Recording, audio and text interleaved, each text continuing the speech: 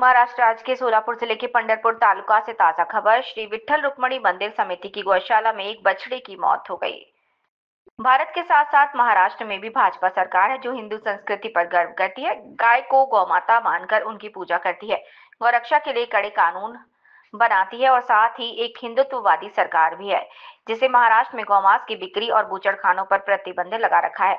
फिर भी सरकारी नियंत्रण वाली श्री विठ्ठल रुक्मणी मंदिर समिति की गौशाला में एक बीमार बछड़े को टांगों के बीच पकड़कर उनका मुंह दूध की बाल्टी में डुबो दिया, जिससे बछड़े का दम घुट गया और कुछ ही पलों में उसकी मौत हो गई।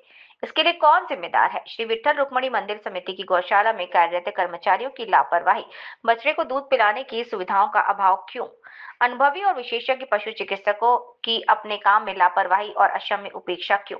श्री विठ्ठल रुक्मणी मंदिर समिति की लापरवाही और अक्षम्य उपेक्षा क्यों? असली दोषी कौन? जल्दबाजी में कार्यवाही करके असली दोषियों को क्यों छोड़ा जा रहा है?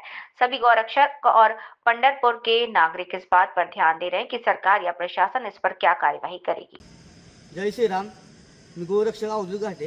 काही दिवसापूर्वी विठ्ठल रुक्मिणी मंदिर समिती पंढरपूर यांच्या गोशाळेमध्ये माणुसकीला काळिंबा फासणारा प्रकार घडलेला आहे।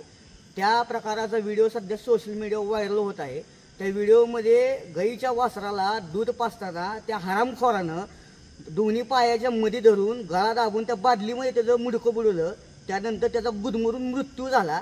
त्या मृत्यूला कारणीभूत जेवढे कोण जे काही दोषी आहेत त्या दोषींवर पंढरपूर प्रशासन, पोलीस व मंदिर समिती पंढरपूर यांनी लवकरात लवकर गोहत्येचा गुन्हा दाखल करून त्यांच्यावर कठोर कारवाई करावी, अन्यथा आम्ही महाराष्ट्रातले सर्व गोरक्षक ह्याच्यावर तीव्र आंदोलन करू।